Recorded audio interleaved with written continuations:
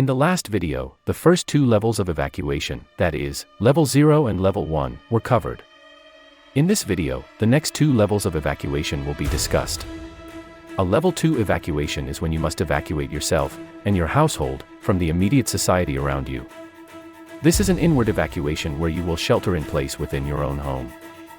Unlike in Level 0, where you only utilized one room in your home as the safe place, a Level 2 evacuation means your entire home becomes the safe zone. For most of us, 2021 forced a new term into our everyday language. This term changed our immediate interaction with society and loved ones alike, and created a new normal that, for the most part, was an unwelcome change. This term was called lockdown. The term lockdown was originally used to describe the confinement of prisoners, inmates, to their cells during a prison incident. Later, it was used in the USA as a common protective action descriptor involving active shooter scenarios, especially in schools. The better term that could have been used to describe the need for people to stay at home and avoid a potential contagion is in fact shelter in place. A shelter in place is essentially a stay at home or an advisory order requiring people to stay confined within their homes. A shelter-in-place event can occur because of many reasons, where the essence of the advisory or instruction is meant for public safety benefit.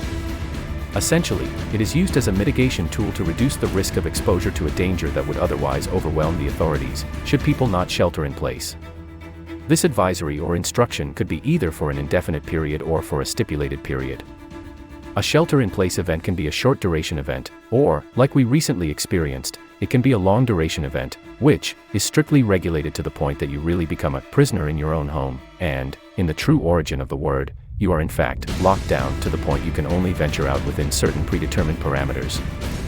Whether local, regional, or national, once a shelter-in-place or stay-at-home order goes beyond 14 days, your confinement takes on a new psychological aspect where it is just you, your family, and the walls of your home.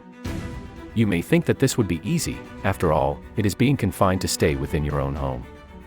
Think again. Should this be coupled with a lockdown of every other convenience and necessity you were used to, there will be an immediate impact on everything that you considered normal. Your routine is suddenly replaced with a new one that is almost devoid of any physical and social interaction with anyone else outside of your immediate family circle. Unless you have properly prepared for it, a stay-at-home order can be very challenging. It becomes more psychologically challenging when it comes with rules, curfews, and overeager officials that want to show you who is in charge. To prepare for a Level 2 evacuation, the approach must be measured, rational, and deliberate. You are in fact preparing to be self-sufficient without exposing you and your family to whatever circumstance led to the stay-at-home order. This is where, as a prepper, the concept of stockpiling becomes your focus. This is where you execute the plan to ensure that whatever essential items you and your family will need to be safe, secure, and self-reliant is within arm's reach, and, importantly, removes the need to venture outside and risk exposure to whatever led to the confinement. This is where you will realize that self-sufficiency is, in fact, a critical element that supports self-preservation. Stockpiling of essential items to be self-sufficient during a Level 2 evacuation goes beyond food, water, and those extra rolls of toilet paper. It also goes beyond those expensive solar panels, or 5 kVA generator, and it definitely goes beyond boxes of unopened, rainy day ammunition. Remember that depending on the shelter-in-place duration, consumption of essential items, and even non-essential items, will increase by almost 4 times its normal rate. Importantly, other factors such as replenishment parameters, availability of essential services such as water supply, sanitation, transportation, medical access, communication, etc., will also have a profound impact on your self-sufficiency. In our later videos, we will discuss how to plan and prepare your stockpile, and why this must be a deliberate, measured, and rational approach.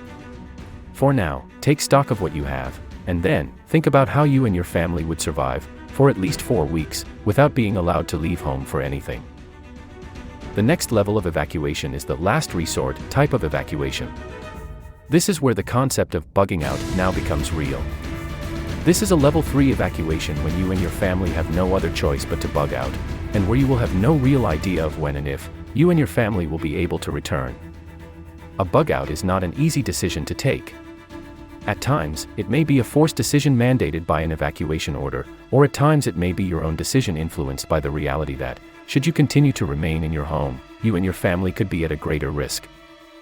A bug out is essentially an evacuation out of your house to another predetermined shelter-in-place location. A good prepper will have a say in this predetermined location.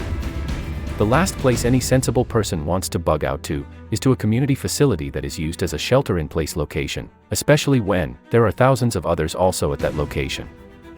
The first consideration for a bug out is where do you go to? A bug out usually means that you will have to leave the area or town where you reside and make your way to another location that is a considerable distance away. Your evacuation plan must identify that location from the outset. Usually this would be a relative's or a friend's house in another town, or if you are fortunate and have an out-of-town secondary residence, then this can serve as your bug-out location. In our video on paperwork, I mentioned the point person. This point person could be the person whose home is your identified bug-out location, or it could be another person, preferably someone living far away from where you live. The function of the point person is simple. This is that person who will be the central point of contact for your family during a bug-out. This will be important, especially if a family member must begin their bug-out from a different location, or in case you become separated during the bug-out, or when you are unable to contact or locate the separated member. So regardless of whether you all together or you become separated, it becomes important that all members check in and report to the point person regularly and by any means possible. The point person then serves as a messaging, filtering and update point, which would also assist you in conserving valuable time and resources during a bug-out. Unless you plan to bug out by foot, or maybe you have no choice but to bug out by foot, your vehicle is an important bug-out tool. You must accept that if it is a mass evacuation, that the entire road network in your area will be choked, and you would probably be stuck in gridlocked traffic for a long time, and that while stuck in the traffic, your vehicle will consume valuable fuel. This is why it is important to always maintain your vehicle as a response-ready vehicle that is ready to go at all times. As part of your Level 3 evacuation bug-out plan, it is also critical that your plan considers using an alternate route as your first choice route. The logic behind this is that most people will be clamoring to get on the main routes in the first instance, as this is what they are familiar with. By getting on the alternative route early, you may eventually have to travel a longer distance, but the chances are that you escape the chaos quicker and could avoid the secondary phase of chaos which will emerge once the main routes become choked. In a next video on bug-out locations, I will discuss your bug-out vehicle in greater detail. But, for now, focus on the core elements of your Level 2 and Level 3 evacuation plans. As much as each level of evacuation, whether it be a Level 0, a Level 1, a Level 2 or a Level 3 evacuation, is indeed a standalone reaction depending on circumstance, they all have a relationship with each other, and one important element that cuts through them all. This important element is mindset. So, whether you draw up your evacuation plans from scratch or whether you must review your existing ones, a good prepper always asks this one question: if whatever was to happen, happens right now, am I able to react? And if so, will my reaction increase my safety and survival factor, or will it put me in greater danger? Subscribe to the South African Prepper. Like and share our videos to other South Africans, since we are all in this together. Here you get real information and fact-based insights. We don't do opinion or BS. Preparedness is not a hobby, it is a way of life that could save your life.